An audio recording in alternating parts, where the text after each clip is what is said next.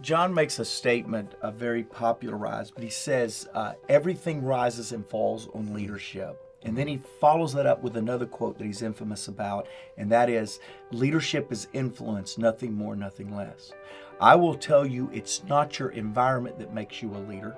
It's not whether I'm running free this afternoon or you're trying to figure out what some guard or some person will let you do.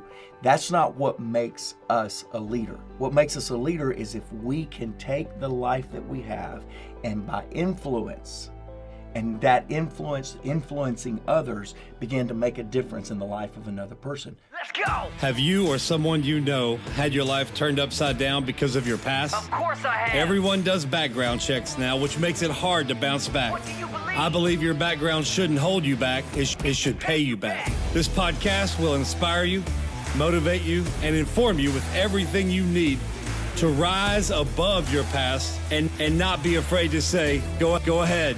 Check my background. My name is Dan Gum, and this is Background Check. You already know. Let's go. You can check my background. I'm a forgiving felon, so tell them that I won't back down. No. You can bet I won't live in regret. It's time to earn some respect. You are tuning in to Background Check.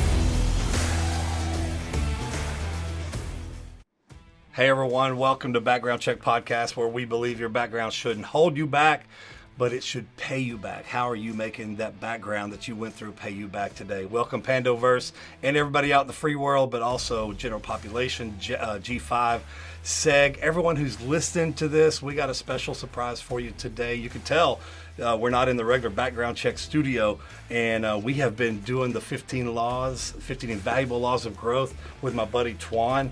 And so we got a surprise for you today. And so I want to go ahead and bring Tuan, who's been my co-host on the show. Tuan, tell us what's going on today. Why are we here? How did we get here? We are blessed, my friends, to be in the John Maxwell Leadership Podcast Studio with the one and only, the CEO, my mentor, Mark Cole. But before I introduce Mark, I want to share a personal backstory. If you don't know how we personally met, I was serving a 16-year sentence in prison for a drug charge. And that's when I discovered some old VHS tapes of John Maxwell teaching on the law of the price tag. And it stated that everything that you gain in life demands or requires a price tag. You know, Mark, I was in a time in my life where I not only wanted change, I desperately needed it. And I knew that there was going to be a hefty price tag if I wanted to succeed. And that's when I discovered John Maxwell, 15 Invaluable Laws of Growth. And as I started just diving in, I focused on three things: leadership, personal growth, and communication. And of course, studying the Word of God. And I found something in the back of this book. And it said you can actually become a certified coach, speaker, and trainer. And I thought to myself, that would be kind of a cool career to be. Right? I never thought I could actually be a leadership coach. And I just started seeking that out. I started walking this While you were still in prison. While I was still in prison. I started writing a letter, seeking out. I remember calling my mom and said, hey, can you look up this guy, John Maxwell, and find out more about him? I want to get certified. How much does it cost? Can you find out? Of course, my mom told me, we'll pray about it, which meant, No. you're good at taking flight. You just have a hard time landing, son. Let's just pray about this. And when I got out, I got certified as a John Maxwell coach. Not only that, I was able to, in a way, convince one of the volunteers to actually join John Maxwell. And they were bringing in leadership notes from a guy named Mark Cole. And I started teaching your notes in prison. And that's when I realized that 75 to 80% of men and women come back because they're missing one thing, which is leadership. And today, Mark, our topic today is, why is leadership the number one secret to your future success? Mark Cole serves as the CEO of John Maxwell Enterprises with over 25 years of experience in leadership and team development. You play such a vital role in just carrying the John Maxwell legacy. You've been a mentor. You've sponsored me into mentorship. You've brought me on stage in the very beginning to share my story. Mark, welcome to the podcast, my friend. Man, it is so good to be here. And Tuan, I told you before we even started recording, the answer is yes. What do you need? And there's a lot of reasons for that. But the biggest one is because you took the most extreme odds stacked against you. Many of those odds were odds that you caused decisions you made. Others of those were people that you couldn't control the fact that they made your climb out just a little bit harder. Yet you took all the odds and you said, I still bet, I still believe, and I still will pursue my very best. And so the answer is yes, because you believe in yourself. And what I'll say to you, J-Dan, brother, what you're doing with this podcast, I'm glad Tuan's my friend, because I don't know why you haven't invited me before now. So I'm glad Tuan finally got me on here, because what you're doing for your audience, for the women and men, that this guy right here eats, sleeps, and breathes adding value to you. And to be sitting in the presence of greatness. This is greatness. J-Dan is greatness. And to be sitting here with the Background Podcast, I'm just going to go ahead and tell you that your buzz line, I'm living it. And I don't know how far we'll go and how much we'll dig into my story. But my friend, I was incarcerated with my own challenge. Wasn't behind bars, but I was behind some barriers. Yeah, those are the tough ones sometimes. Absolutely. What you're doing to make backgrounds pay us back rather than hold us back, I'm in. Let's go, man. I'm excited to be here. Well, you know what? I like to tell people transformation happens through conversation. Mm-hmm. And you had conversations with inmates in prison. You had a conversation with your mom. You get on a phone call conversation with this guy. And through conversation, Jesus had conversations with people that changed their lives. Amen. And so that's what this is all about, is just having conversations with each other that help these people behind bars change their lives. So let's go. You know what? Why don't we start out with one letter? Yeah, I want to read this to All right, you, read one. Yeah. Read one. I want to read this letter. Melissa K. Gallagher, if you're listening in, shout out to you. She says, I've been following along with the John Maxwell 15 Invaluable Laws of Growth. I've been fascinated with John for a few years. I've purposed to attend his school when I get out. Can you give me more information about John's school? Where is it? What does it cost? And here's a statement I want you to listen to. She said, I'm willing to pay to play. Come on. Come on. I'm willing to pay to play. Mark, what is leadership, and why is it important for us to invest in leadership? Yeah, so John makes a statement, very popularized, but he says, everything rises and falls on leadership. And then he follows that up with another quote that he's infamous about, and that is, leadership is influence, nothing more, nothing less. I will tell you, it's not your environment that makes you a leader. It's not whether I'm running free this afternoon or you're trying to figure out what some guard or some person will let you do. That's not what makes us a leader. What makes us a leader is if we can take the life that we have and by influence, and that influencing others, begin to make a difference in the life of another person. You did that before I ever met you. You were doing that. You first have to lead yourself. Can you influence yourself, Melissa, to truly not just say these incredible words, I'm willing to pay, but will you pay? Mm-hmm. Because show and tell is very important on the show. And often we tell what we want to do, but we don't show what we want to do. And you get out, you were impacted, you read a book. We could spend this entire podcast selfishly letting me hear your story of whatever started this, but I know they all know your story, so we'll have to catch up on your story later, JDM. But when you got out, the first phone call you got on, I think you were out for 2 days, and you got on my phone call and I went, oh my, and it wasn't just the magnitude of being able to influence you while you were behind bars or while you were struggling with captivity. What was impacting is what did you do afterwards? Most people say something, one story, when everything's stacked against them, but when they get a little relief, they forget what they said. Yeah. Not you, and that's what Melissa's saying. Man, I want to pay to play because this podcast is showing me good access to information, but give me a chance to actually activate on that information, and I'm in. That is what leadership looks like. Absolutely. And the difference is between her and somebody else is somebody else will just say, hey, can you send me a book for free? Yeah. Or can you sponsor me in this? Or we have a transitional house with guys coming out of prison and I see what you just described, how they tell me their story, what their plans are when they get out, and the life they live when they get out sometimes is in contradiction to what they said they were going to do. So I do want to note that you believed in Tuan from the beginning, so much so that in October of 2019, I think it was 2019, October, when you graduated from Prison Fellowship Academy. Yeah. You said yes to come speak at his graduation. Yeah. So he's going back into a prison that he was at, and then you said, yes, I want to come share. And so you changed lives there, but now today, what you're saying today is just going to change lives. One of my most rewarding moments as a leader, as a communicator, was going in with you into that system that had transformed you, and you went to pay it back. See, we make the statement back to this question with Melissa, and that you came back with, what is leadership? We believe leadership is responsibility. When you've been given much, much is required. And so you went, you know what? I love the transformation that happened to me in prison so much, I'm going back. Now, a lot of people go back to prison, but not with a redemptive story. Right. You went back and heard those bars clink behind you again, but this time, you were going back with a purpose of multiplying value to others. And so when me and my wife, I talked to my wife this morning before recording, she went with me. She very rarely goes with me to anything. She went with me to prison that day. Sure did. And absolutely, it's still one of the most memorable moments that we had to be able to go back and do that. So did you have a question? No, I'm just embracing this moment. It's good. I love this. Me too. I love this. I want to know, because before we recorded, you talked about some challenges in the company that you just had last year. And so my question is, these laws of growth are great, but some of them are a lot harder to implement and apply in my life. Yeah. Some of the guys that write in, they say, yeah, this law of intentionality, man, I'm struggling with it, the law of the rubber band, the tension, all that stuff.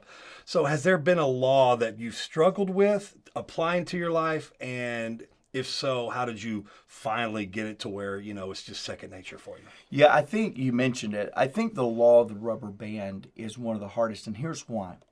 No matter what situation you're in, there is a reason to play it safe or to take a risk. Doesn't matter. Those of you watching, listening today, you can go, yeah, but I'm here. And Mark, you're there.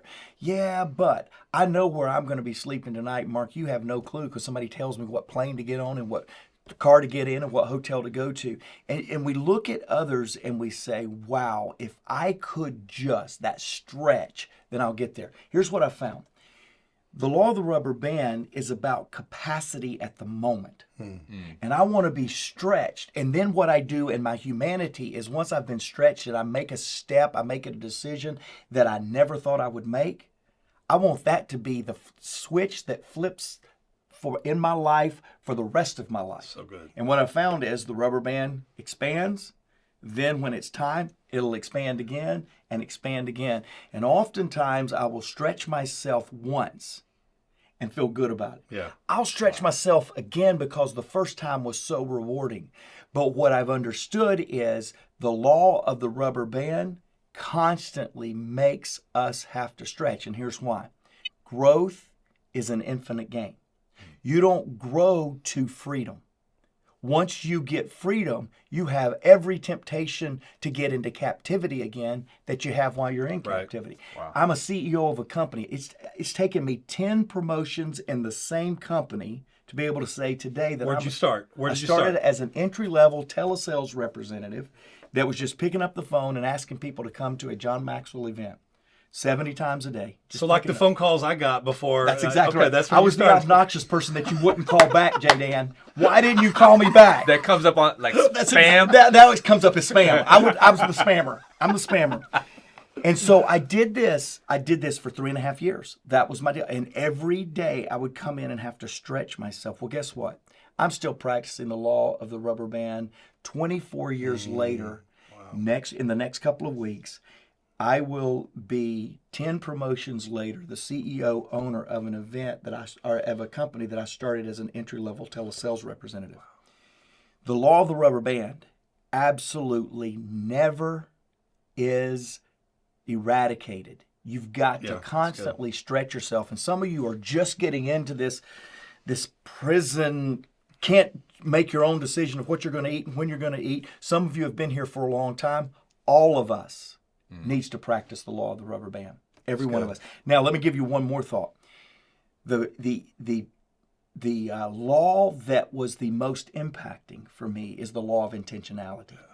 Growth does not just happen. It requires of all of us to put a plan and to intentionally drive that plan so that we then can to have the life that we choose rather than the life someone chose for us. Mark, I want to pause there for a second because that's probably one of my favorite laws is just really being intentional about just personal growth. I didn't have a growth plan when I was in prison until I actually understood that it's more than just waking up and having a routine. It's actually really strategizing like what areas of my growth do I want, especially when it came to leadership, communication. I want to talk about one of the growth gaps in the law of intentionality, which is the mistake gap. Yep. I think for a lot of our audience, there's this fear of making mistakes, or they find themselves maybe bound by their previous mistakes. Can you speak into failure? Because I heard you on a podcast one time, and you said sometimes we need to redefine what success looks like. Yeah. And a lot of us, I think we let our failures define us, instead of it refining us. Can you speak on that? I can. Let me illustrate, because you've now been on several podcasts. Dan, again, I want more of your story because I know it's going to encourage me, because I don't know of another podcast that has 3,400 institutions that has approved it and said, come on in and help the people that we're responsible to care for, to encourage and challenge. I can't remember the last time I was on a podcast that has up to 500,000 people listening to an episode. Jake, our producer that's in the studio with us today, we got to get busy, man. We only got 200,000 downloads a week. We've just crossed over 40 million downloads. But boy, if we don't hurry up, you're going to get ahead of us quick with what you're doing. Here's my point. Tuan, I know that the mistake gap could have been the thing that stopped you from going to where you are now. You're $1 million business builder. You are a convicted felon that has said the mistake gap won't stop me. It'll define me and propel me. It goes back to your background shouldn't hold you back. It should pay you back. And let me tell you something. Take me just a minute, Dan, to share this story. But I came to Maxwell Leadership, the company that I now own, the company now that has rewarded me with houses and cars and things I never thought I would have. I came incarcerated. Now, I know that I'm trying to relate with you out there listening to you, but let me tell you something. My family had rejected me. Does anybody know what that feels like? I had no money to my name. Anybody out there know what that feels like? My wife had left me. Anybody feeling disconnected from their closest of friends? I didn't have money. I didn't have a job. I didn't have parents that would call me and come see me. I can promise you, I can relate to you at some level. I can't relate to all of you at every level, but I came here with nothing. And I could have allowed the mistakes that I made that put me in that place, and I made a few. There were others that were made to me that I promise you I didn't deserve that season of my life. I didn't deserve it. I was a better man than what people around me said I was. I had more potential than anybody was believing that I had. But I had a crossroads just like you listening to this podcast today has. Was I going to focus on the possibilities, or was I going to focus on the problems? And I decided, like you, and I guarantee you, like you, I decided I was going to be a possibility person, that I was going to focus on the potential rather than the problems and rather than the persecution, the things that I couldn't handle. See, so many times when we get in our self-made prisons, we focus on all the things that we didn't get that made us get here. And I promise you, you will never get ahead when you focus on what you didn't get, what didn't happen, what was wrongly done. You'll only focus and get ahead when you begin to focus on what is in your control. And the mistake gap, for me, I now love making mistakes because the mistakes give me a payback. It's back to your podcast. The mistakes give me a much greater payback to a future of possibility than success.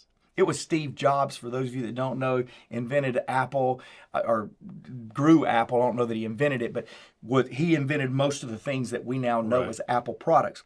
And Steve Jobs says the greatest detriment to tomorrow's success is today's success. So if you're sitting in the middle of a mistake, let's go. Yeah, I mean, if you're in the middle of one of the worst seasons of your life, I got great news for you. You now can take what you learned that got you here and propel something differently in where you want to go. That is absolutely the posture that I came into this organization. That's exactly what you're talking about when you say this mistake gap. The gap in a mistake is that a mistake should give you a return on tomorrow's success rather than a penalty on yesterday's decision. And when you can go after that mistake for the return rather than the penalty, you will see a different life ahead of you. That's good, because it's all about if you let that mistake sit in your past and just keep hovering over you and shaming you and guilting you and don't put it to work, then there's not going to be an ROI on that mistake. So if you can turn the mistake into an ROI, then it's amazing. Let me read another story real quick before we go. This is from Ronald. He says, I watched The Law of the Rubber Band just before breakfast. This was a real eye-opener. It showed me that not everything I go through or deal with is a bad thing. That just because there is immense tension in my life, it doesn't mean there is no growing happening. I was saddened when you said that we only had one more law to go. I truly have enjoyed the lessons from both of you and have learned a lot. As for myself, I pray and hope you and Tuan will do more lessons like this for us in the future. That's awesome. And growth is not a destination. Yep. And that's what you talk about when you think the tension of the rubber band, when you stretch and then you grow to that area, and it gets the stretching of the rubber band gets complacent. Yeah. And then you feel like you've already stretched it so far, but when you stay in that stretching moment, then you realize, oh, it's got some more. It's got some more. Yeah. And I told my daughter, we love playing with rubber bands. We love shooting them. And we talked about, one time she pulled it back and it hit her in the thumb and it hurt her. And the other daughter didn't want to do it anymore because of the pain that it caused. Yeah. But then she sees my other daughter and me shooting them and going really far. And she's like, I want to do that too. I'm like, well, you can't go that far. The rubber cannot go that far without the tension behind it. Mm-hmm. And so if you want the distance, then you've got to have the tension, and you got to be willing to every once in a while feel that pop, if you don't do it right. So that's good. What else, Tuan? I think self-image just popped up. There's a quote that says you cannot outperform your self-image. I want to kind of talk into that a little bit because I think this will really help our audience really understand that the power of how you see yourself will actually be able to transform into action. I know for me, the way people see you is often how they treat you, right? And often when I think back on my journey, society has kind of crossed most of us out. Yeah. The world has counted us out. The majority of people see us as a number. My question to you, Mark, is, are leaders born and can they be developed in prison? Mm-hmm. The answer is Exhibit A. Yes, absolutely. Tuan did it. You can do it. So that's the obvious answer. But let me tell you why I can say that with great confidence. I think all of us find ourselves in moments to where you were talking about self-image, to where we have to determine what we see when we look in the mirror. And sometimes what we see has to be stated in faith because what currently is there is not what we see on the outside, but what we see on the inside. Sometimes we have to believe more about ourselves and the image that we have than those around us. I talked about my family wouldn't talk to me. I talked about how many of you that's listening feels rejected by those that are closest to you. You have to start with inside. You have to get it resolved that you are not what others are calling you, saying about you, seeing in you, and believing you could be. You have to start on the inside. We were talking with your business partner, Corey, before the podcast started, and we were talking about tough years that we as business leaders have. Right. See, again, that release date that you're all hoping for, and I can't wait for you to get it as well because you need to come out and do good like these guys have done. But that release date is not the end. That's not the goal line. That's actually the launching pad. That's actually when the real opportunity begins. So I'm just going to tell you, going to business, you're now a business guy. You formerly were a convict, But that's not how you saw yourself then. That's not how you see yourself now. good. You are a successful guy that is making a difference in the world. You saw that when you were in prison. You couldn't look at what your current surroundings were when you looked in the mirror. You saw the potential when you got to the launching pad, not the finish line. Yeah. It's true for business. Well, now you've done that. Now you're 3.5, 4 years into business, and you're going through a very challenging time.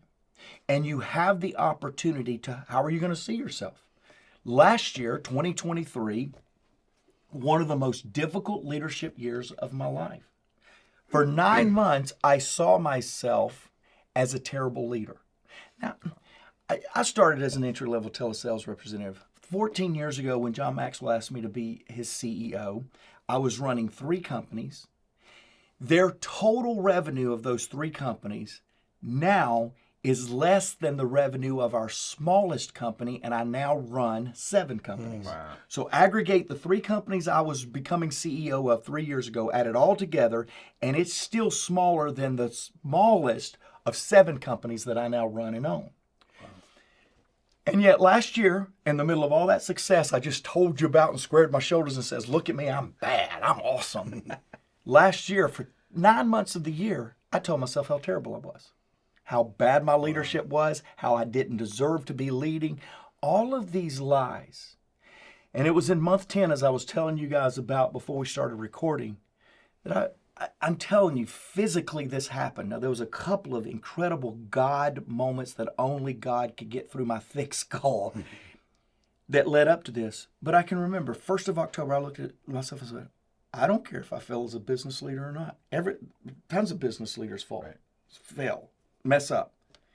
Whether I fail or whether I don't does not determine the fact of this right here. Mark Cole, and I look straight in the mirror like I'm looking in this camera right now. I said, Mark Cole, you're a great leader, and you don't need anybody else to say that about you anymore. That moment, again, there were great God moments that led to that moment. That moment radically changed me. And I was the CEO of a very successful enterprise, great family, wonderful things to be successful and thankful for. But I had been believing lies that impacted my hope, optimism, and action for 10 months before. Goes back to that self-belief. Just to read another one based on that. I watched today's episode, Law of Reflection. This one, for me, is the deepest one. It really opened my eyes to a lot of deficiencies in my life. I truly wish I could have had this knowledge in my 20s.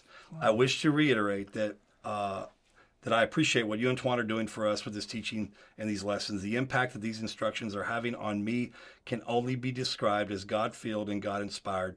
Thank you for the love and obedience that you 2 men have put into this effort. I truly feel, now he sees himself different, I truly feel loved, unforgotten, and wanted to be seen successful in all aspects of my life. And so that's what it's all about. That's why we do what we do, guys. Exactly. That's why we do what we do. Exactly. Yeah, that's it. First of all, let me say this. Jake, is our podcast not having any impact? Where are these letters from our podcast? And I'm just kidding. We get great things from our podcast, but isn't this what it's all about? It is. I mean, it is. We give big numbers, 500,000. We give 3,400 institutions. Let me tell you something. There's nothing like that one story of what you guys are doing. And the law of reflection, I think, is why recidivism. I don't know if you know what recidivism is. It's a return. It's a relapse or a return to old behavior, and it's how we measure criminals when they come out of prison, the rate in which they go back. Nationally, it's almost 80% between federal, state prisons. 80% within the first 3 years, they go back to prison. Okay, and it goes down over 5 years and 9 years. It goes down, but the reason Tuan went back that third time is because he didn't see himself the right way the first 2 times. And that third time, he saw himself. So what these laws do, whether you're in prison or whether you're in a prison out here, these laws, the law of the mirror, the law of reflection, teach us how to see, how to get to that point, even after 9 months, to get to that point where we can look in the mirror and look at ourselves and look at our family and look at people in our lives and go, I am a good leader. I am successful. I am this. I am loved. I'm not forgotten.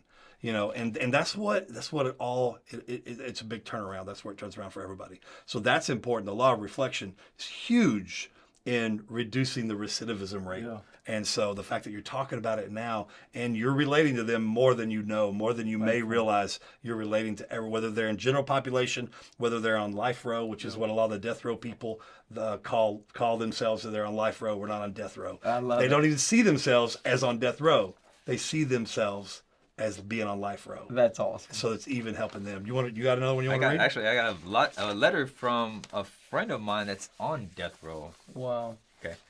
So, Jung, if you are listening, he writes, he says, I've watched these master classes on the laws of growth on Forgiven Felons podcast that you guys have been doing. He said, my biggest takeaway that has really helped me from that class was intentionality. I was very passive and I was very non-committal. I need to be more intentional. I want to talk about defining moments in your life, Mark, because a defining moment that really, I reflect back in my life. And when I was in prison and I was just diving into John Maxwell, I wasn't even certified yet. And everyone I got a chance to talk to, all I talked about was leadership, communication, personal growth. You know who John Maxwell was. And I talked about it so much. I remember a prison guard that I was referencing to, in prison that they have they had a global leadership summit where they got to see John. Yeah. And I was so excited because I couldn't get to watch it. But I remember running across one of the officers afterwards, and I was like, did you get a chance to see John Maxwell? And here's what he said to me. This was a defining moment. He said, John Maxwell, that stuff was great. It's great for the outside world. Oh. It's great for the outside world. It's great for business. He said to me, that stuff will never work in here. Wow. That was a defining moment in my life where I felt like this was my why. That became a driving force for me because I knew at that point, if you don't see me as a leader, you will never pour into me to become a leader. Mm-hmm. And we're here today because of that defining moment. I reached out to you because of that defining moment, because that was a driving force. They say that a person with a vision is stronger than 99 people that are merely interested at doing something. That's what led me to reach out to you, Mark. That is powerful. And that's one of the things that inmates have to overcome, not only their self-image, but people that are charged with watching over them, the guards, the rank, they have this narrative of us. It's not their own fault. It's the narrative that we're bad people, that we're scary, we're dangerous, we're always going to be hurtful, we're going to be, that we're always a threat. And so they have this told to them, and so they see us a certain way, and it's not any fault of their own. It's almost like a way they're supposed to do their job. And so, when you have guards that see people like me and Tuan begin to see us differently. I had one guard on my unit one time say, Gum, come here. Whenever a guard says, Gum, come here, or convict, come here, offender, come here, you always think you're in trouble. He pulls me to the side and he goes, why are you always smiling? Oh, come on. And I got to tell him about Jesus, the reason for my smile. I got to tell him that just because prison is in me, I don't have to be, or I'm in prison doesn't have to be in me. And that was his defining moment where he began to see that everybody in prison is not what they've been told that they are. Yeah. So it's, yeah. Speaking of defining moments, and I'll share one of mine, but speaking of defining moments, I have seen that first you believe the lie that people tell you. You're a convict. You're a danger.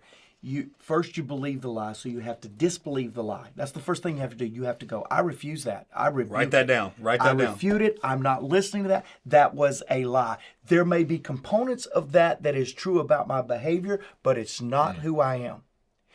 And so the first thing you have to do is you have to refute. You have to deny. You have to rebuke the lie. The second thing you have to do is you have to believe the truth.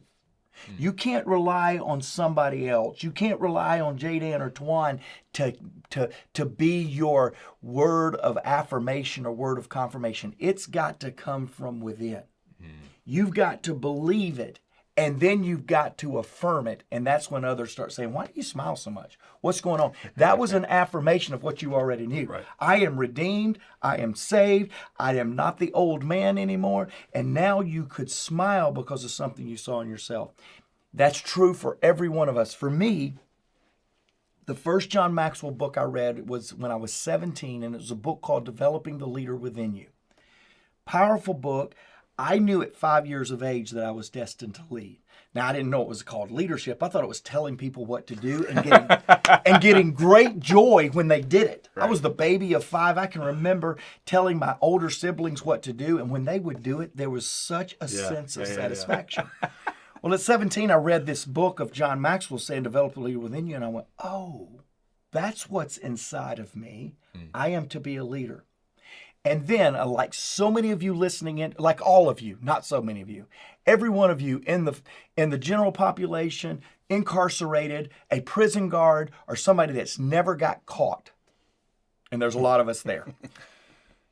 No matter where you are right now, I'll tell you this right here. Something happens and you stop believing what is within you and you start believing the press clippings around you. And you start making mistakes. Every one of us. Well, that's what happened to me. I read this book. It affirmed everything I knew since I was 5 years old. And then I never picked the book up again and started working on the leader outside of me rather than the leader inside of me. I spent a decade after reading that book trying to impress the people around me rather than to impress the person within me. And I ended up destroying my life, destroying my bank account, destroying my relationships, destroying my marriage. And it was because I began to believe the lie of what people believed around me rather than the truth of what was within me. I got my second chance. I came to John Maxwell's organization. I started working 10 years after I was working, or 12 years after I was working for John Maxwell. I now was reading the book, Developing the Leader Within You, every 2 years, whether I could quote it or not. John rewrote the book and called it Developing the Leader Within You 2.0. That's the one I've read. On the third page of that book, the very first paragraph of that book says, this book is dedicated to Mark Cole, a leader whose inside is bigger than his outside, a leader that who he is more important than what he does, a leader that loves me. This is John Maxwell talking. A leader that loves me unconditionally and spends every day of his life proving it. Now, here's what John did. He didn't tell people in the book dedication that I was leading the companies, that I was making him more money than he ever made. All of that was true. Yeah. What he chose to highlight was what I had not believed when I first read the book. Now, it's a defining moment. Here's why. I read the book. I let everybody else's opinion matter more than mine. I made mistakes because I was trying to measure up to their opinions of me. I went through 10 years of establishing the voice within me that I believed, and then somebody like John Maxwell finally recognized what I already knew. Wow. That was the defining moment because I realized I had to refuse the lies of others. I had to embrace the truth within, and eventually the people around me, like the prison guard, will start seeing, whoa, you're different. You got a smile that nobody else around here does. It has to start on the inside before it ever works itself to the outside. That's good. Defining moments. Those are good. Okay, mentorship. I know it's a part of the company. I know it's a level in the company. Just speak on mentorship in general, just in life. I know what it means to me. I know that I need mentors. I tell people, this is why you should go through life, reaching out and up for people that have been down the road before you that know what you don't know.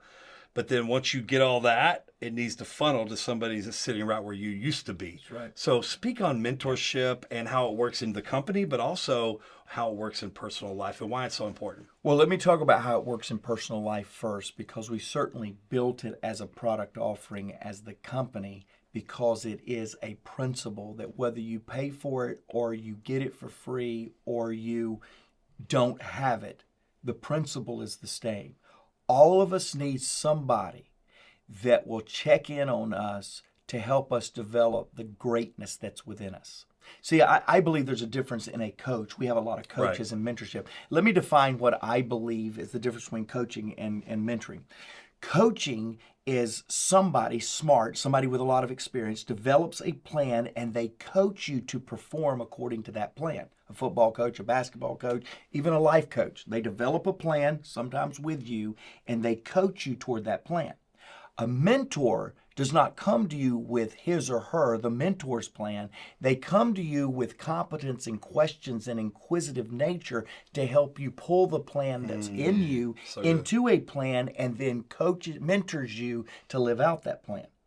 Well, number one, I believe all of us need people in our life that will ask us questions, will wait for answers, and then hold us accountable to those answers. Ask us questions, wait. 2 months, 2 meetings, 3 months, 3 meetings. They wait for the answer that's within you, and then they will coach you to the answer that you arrived at. That's what I believe mentoring is. I believe every person that really wants transformation, that wants to be different, whether that's a business transformation, whether that's a life transformation, whether that's a location transformation, whether it's a spiritual transformation, I believe every person that wants true transformation needs to arrive at the conclusion within themselves and then being held accountable to stay focused on the conclusion they arrived at. That's mentorship. Because that is the answer to greatness that's in each one of us, I believe everybody needs a mentor. Some of us have the ability to pay for them. All of us have the ability to go find somebody that can mentor you. Every one of us. And like you said, when you have been mentored, you absolutely need to pay it forward. So how do I live that out? One, I'm living the best life from a leadership success route that I've ever lived before. And this year, because of last year's revelation that I've already talked about, this year I went and got one of the best in the country to be my spiritual advisor and business health coach. Wow. I am paying that coach 2 times what my salary was when I was working, when I first started working with John Maxwell. We're talking about big money. We're talking about money that it stings to write the check. And I do pretty well in life. Right. It stings to write that check every time. The person happens to be on one of the boards of one of the nonprofits again. He said, you're not paying me. I said, then you can't coach me. Because if it doesn't sting me, if it doesn't cost me something, I won't treat it with value, and I won't do something about it. If you're not in a place, because you're in prison, you don't have access to finances, but if you're in a place to where you can get somebody to spend time with you, you need to associate a cost to that investment, because that's the only way you'll treat it the way it's supposed to be. And so we believe in it. It's a part of our business deliverables because we believe in coaching. About 40% of our coaches go to the next step of mentorship, and that's wonderful. It's a great business model, but whether it was a pay-for model or not, which it is because you value what you pay for, we're still big proponents of it.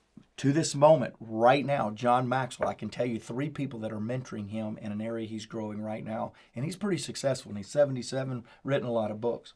At this point, I just told you, I'm paying more money. I'm paying double my salary that I had when I first started Maxwell Leadership for a coach right now that'll spend a couple of hours, about 3 hours a month with me. So I believe in it. Wow. Did you have another testimony? I want to read one more from... This one's from Dalton Michael Clayton. He said, I watched the Newest Laws of Growth episode, and I told my wife about it, and it encouraged her to start her personal growth journey as well. I spoke to her about our single word and describing our vision for the year, and we decided that will be preparation. So what you've poured into us is actually transforming lives and families. So beautiful. And so it's just really cool just to kind of be here in the studio with you and talking about mentorship, leadership. Mentorship has literally changed my life, my business, my family. We believe strongly in mentorship, and I'm just so honored just to be here with you and Jay, because mentorship does matter. Who you play with matters, who you learn from matters, and who you pray to matters too. Yeah. Can I make a comment on that? So I'm sitting here with you today, and Jay Dan, I just honor you. And by the way, next time send your daughter, because I want the real host to be here next time. What's your daughter's name? Jessa. Jessa, we missed you this episode. I don't know what's going on, Jessa. We missed you. You sitting this testimony from Dalton. about he was so impacted. I'm assuming he's incarcerated. Yep. And he has called the outside world, and he's already influencing. Now, this has been a theme throughout this entire time.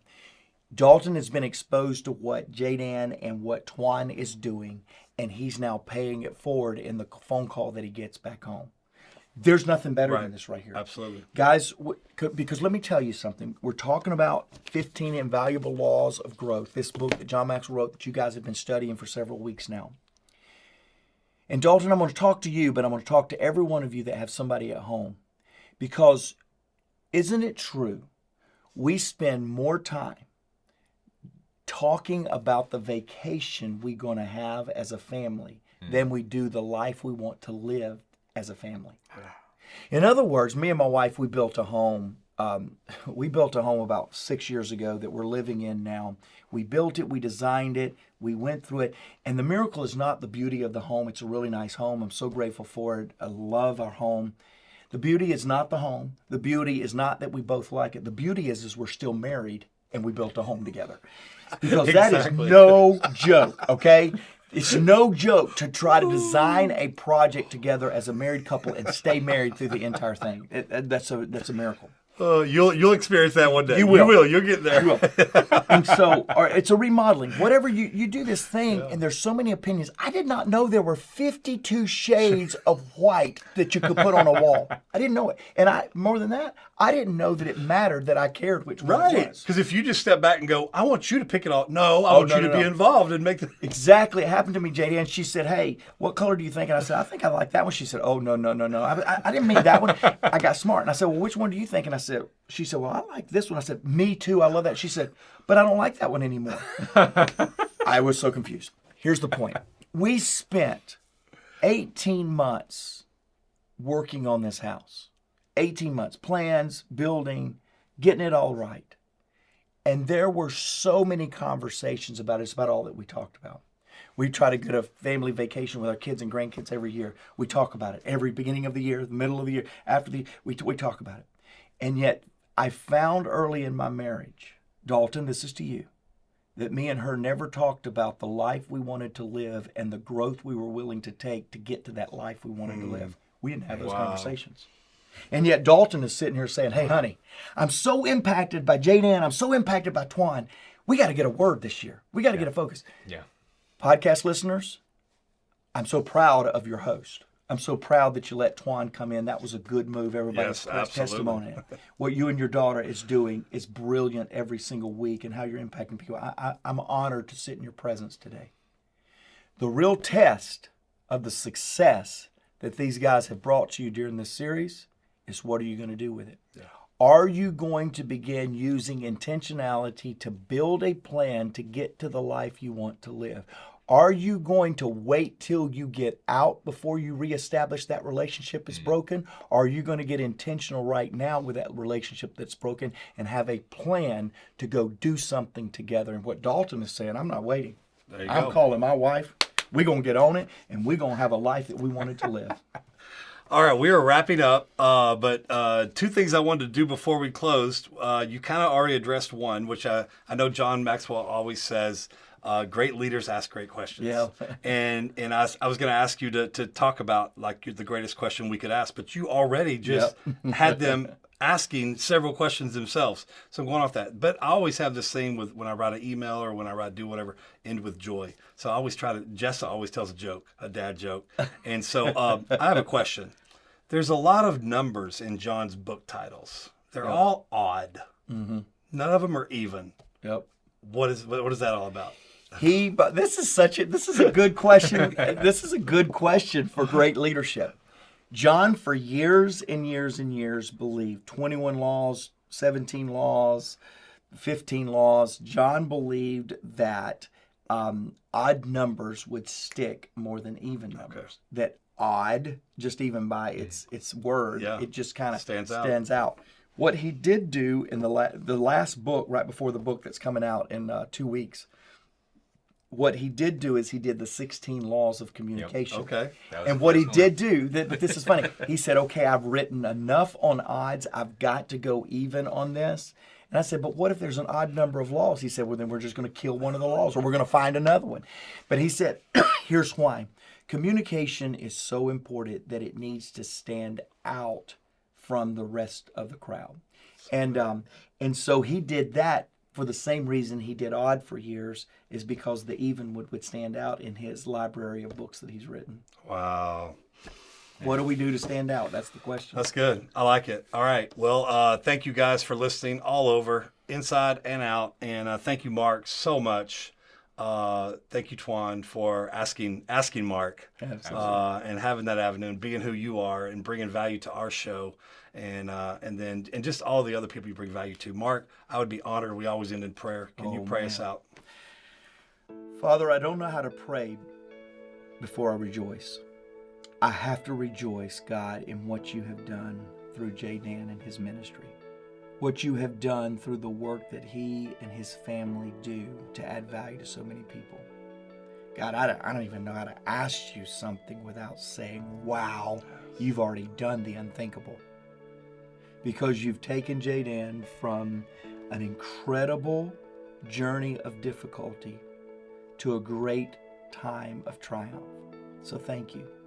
God, I don't know how to ask you for anything for any of us, those listening, viewing, myself, for these two great men that I get to be with today, without telling you again how blown away I am at what you've done in Tuan's life.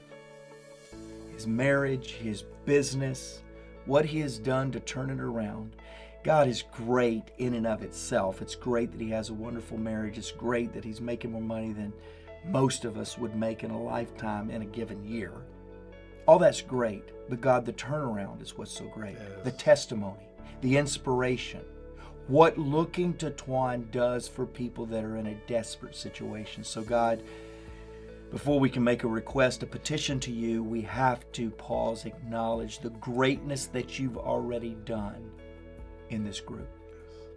Lord, I do finalize the prayer, though, by saying there are women and men that want with desperate hunger and desperate hope for a new start. They want an opportunity. They want a miraculous miracle of great proportion to get them out of a mess that perhaps they made some bad mistakes, perhaps they were falsely accused. But God, either way, they're saying, I'm hungry enough to do something different. And God, I pray to spark those people with that aspiration today and make it more than an aspiration, make it an action. Make it more than an action, make it a lifestyle, and make it more than a lifestyle, make it a testimony to you of what you can do when someone gives themselves to you. Every person listening, every person viewing, God, let there be a moment in the last 45 minutes that was that defining moment that we talked about earlier. Let it be, in Jesus' name. Amen. Thank you for tuning in. Thank you for giving us everything we need to help us not let our background hold us back, but make it pay it back. See you next week. Thank you for tuning in to this episode of the Background Check Podcast, brought to you by Forgiven Felons, helping people with a past realize their future. For more information, please visit forgivenfelons.org. Follow us on Instagram, Facebook, and please don't forget to subscribe so you'll never miss the latest episode. I'm J. Dan Gum, and this has been Background Check.